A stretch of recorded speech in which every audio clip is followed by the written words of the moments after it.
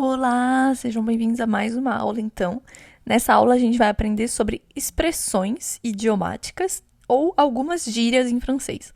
Quando eu estava estudando francês, eu detestava esse tipo de aula, porque eu achava, que não seria muito útil para mim, e no final das contas faz toda a diferença, porque os franceses se comunicam muito através de gírias e expressões, assim como a gente no Brasil.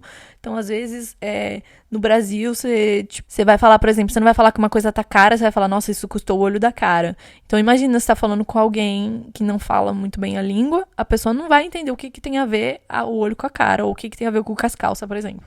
Então, esse tipo de coisa que a gente fala em português, os franceses também usam muito em francês, né, expressões e gírias, etc. Então é importante a gente saber essas que são mais usadas pra gente não ficar muito perdido na hora que a gente estiver conversando com alguém ou até quando a gente estiver treinando a nossa escuta, né? Por exemplo, você tá assistindo uma reportagem, assistindo um filme, alguma coisa em francês, que é o que eu sempre recomendo se você tá aprendendo francês, porque você precisa de fato treinar essa escuta. Você precisa reconhecer as palavras em francês e você só vai fazer isso quando você for ouvindo diálogos inteiramente em francês. Então, eu até falei para vocês no último episódio que lancei um podcast inteiramente em francês, que chama Un œil sur le Brésil, então de olho no Brasil, que é para os franceses aprenderem sobre a cultura brasileira, mas eu lancei ele também para vocês poderem treinar, né, o vocabulário francês e poder escutar diálogos inteiramente em francês que falem do Brasil, etc. Então, a nossa primeira expressão aqui vai ser uma expressão para falar que eu estou triste ou deprimido. E aí, em francês, a gente vai dizer avoir le cafard. Se a gente fizer uma tradução literal, seria ter a barata. Cafard é barata em francês, tá? Então, ter a barata, ter barata. Tipo assim, eu estou triste e deprimido. Então, por exemplo, numa frase, tá chovendo há uma semana, eu tô deprimido de ver chuva. Então, il pleut depuis une semaine, j'ai le cafard. Ou seja, tá chovendo, né? Tá chovendo faz uma semana, eu estou deprimido com isso. J'ai le cafard. J'ai le cafard. Ou il a le cafard. Então, ele está deprimido. Il a le cafard. Tá? Então, é do verbo avoir, do verbo ter. J'ai le cafard. Il a le cafard. Ele está deprimido. Então é isso. Ter a barata, né? Estar deprimido ou triste. Essa expressão vem da ideia de que uma melancolia, uma tristeza pode se arrastar como uma barata. É bem engraçado. Mas como às vezes eu tento explicar as expressões brasileiras para os franceses, é sempre engraçado também de entender, por exemplo, uma vez eu tentei explicar a expressão pode tirar seu cavalinho da chuva. E é muito, é muito difícil, né? Você tem que explicar de onde que vem. A expressão só existe, difícil de saber. Mas enfim. Em seguida, nós temos algo que é muito caro, e isso parece similar a algo que a gente tem no Brasil, que custa o olho da cara. Aqui eles também dizem coûter les yeux de la tête. Então, é a mesma coisa, les yeux de la tête. É os olhos da cara. Os olhos da tête, né? Que seria a cara ou cabeça, enfim. Então, é algo que é muito caro. Por exemplo, essa bolsa de marca custa o olho da cara. Ce sac de marque coûte les yeux de la tête. Ou seja, sac é bolsa, né? Pode ser, enfim, pode ser sacola também. Enfim, essa bolsa, ce sac de marque, coûte les yeux de la tête. Custa os olhos da cara. E você também pode dizer custa um braço em francês, tá? Que eu acho que, inclusive, é até um pouco mais comum do que falar que coûte les yeux de la tête. Você pode falar coûte un bras, ou seja, custa um braço. Eu acho que em português a gente usaria custa um rim, né? O mais comum, isso custa um rim. Em francês custa um braço. Então, aparentemente, o braço é mais caro que o rim aqui. Custa um braço. Então, coûte un bras. Un bras, que é braço. Enfim, em seguida nós temos quando você quer dizer que alguém se intromete em uma conversa. Então, mettre son grain de sel. Literalmente seria colocar o seu grão de sal. Ou seja, você tá só vindo colocar a sua opinião no meio de um monte de opinião. Tipo assim, tá vindo se intrometer. Então, por exemplo, se você quer falar, para de se meter na minha conversa. Arrête de mettre ton grain de sel dans ma discussion. Arrête, ou seja, para, de mettre ton grain de sel dans ma discussion. Para de se meter na minha conversa. Para de colocar seu grão de sal na minha conversa. Parece que essa expressão vem da ideia de adicionar um pouco de sal a algo que não precisa mais de tempero, entendeu? Tipo assim, você vem se intrometer e eu não preciso da sua opinião. Em seguida, nós temos o tomber dans les pommes, que é uma expressão para dizer desmaiar.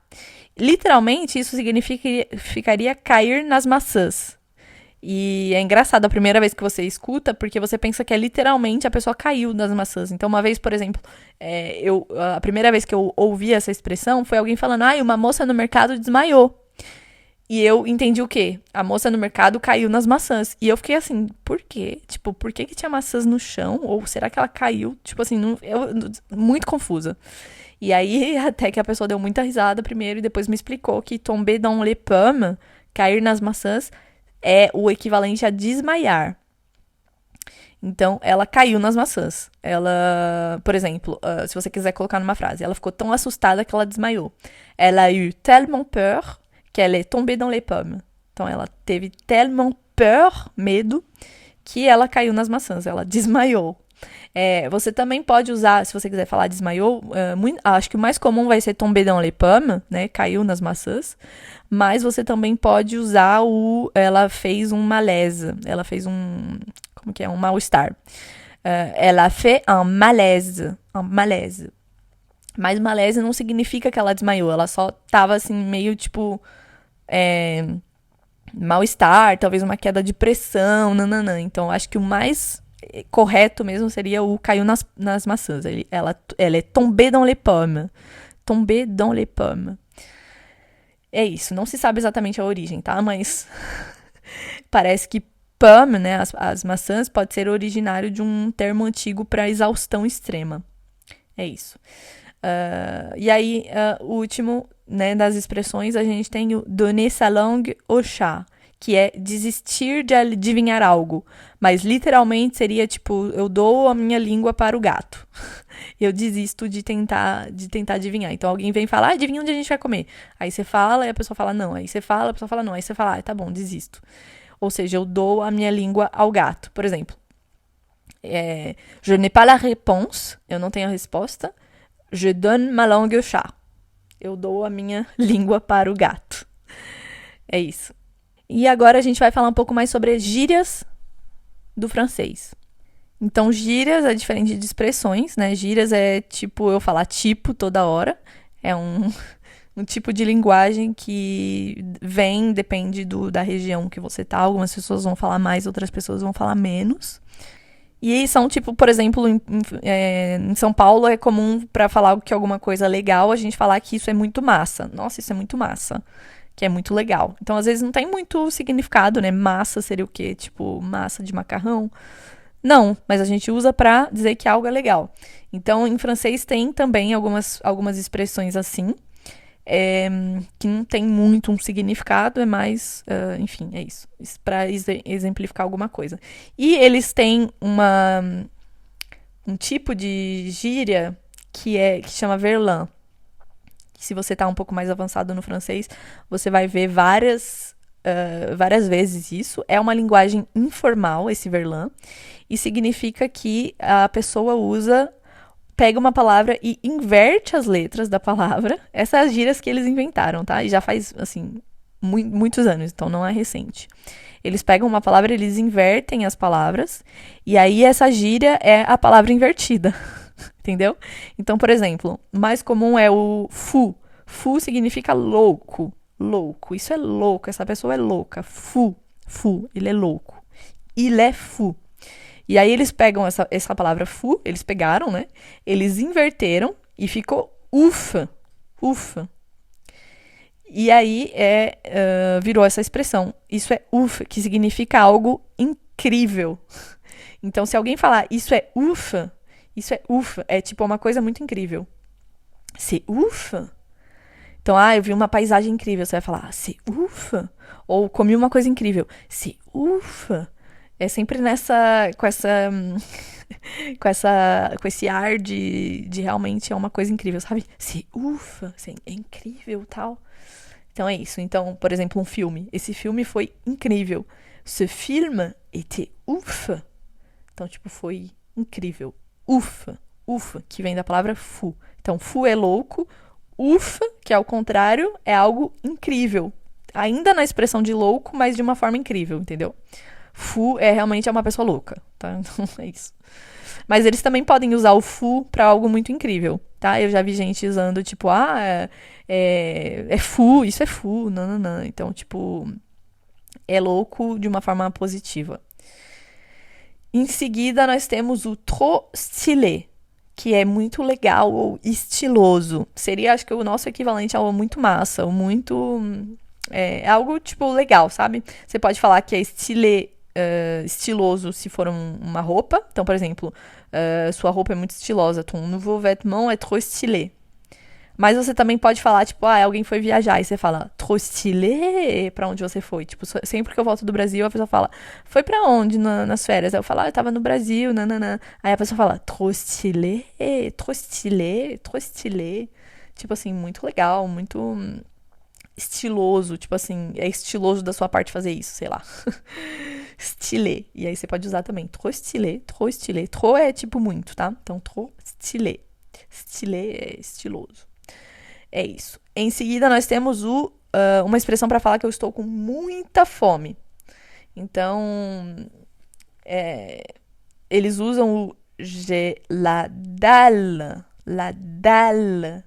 Então, a la dalle é tipo muita, muita fome. Estou morrendo de fome. On va manger? J'ai la dalle. Vamos comer? Eu estou morrendo de fome. Então é isso. La dalle é estar com muita fome, tá? La dalle.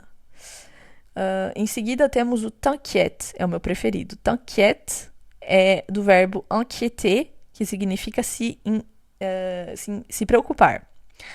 Em português, né? Então, se preocupar, alguém que está inquiété, inquiète, é uma pessoa que está preocupada. Mas, se você fala t'inquiète, é para você falar, não se preocupa. Tá? Então é isso. Tipo, se alguém tá muito preocupado, mas aí você vai chegar tarde, mas aí nananã, e você fala, tá quieto, não se preocupa, tá quieto, tá quieto, não se preocupa.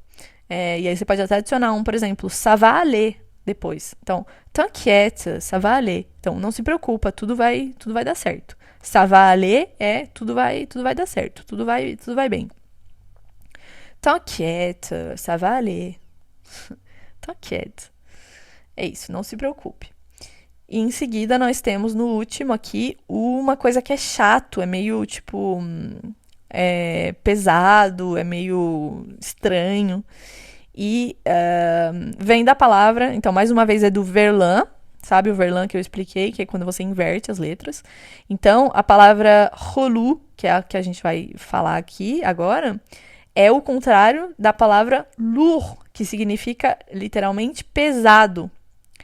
Então, o relou, quando você vai falar que peguei isso aqui e isso aqui é pesado, lourd. Mas aí eles criaram o relou, que é que seria tipo o contrário, né, do lourd, relou. E significa algo chato, sim, tipo uma pessoa meio estranha, sabe? A pessoa fez alguma coisa meio bem bizarra e você fala, nossa, isso é relou, tipo, foi meio chato, foi meio bizarro, foi meio estranho, relou.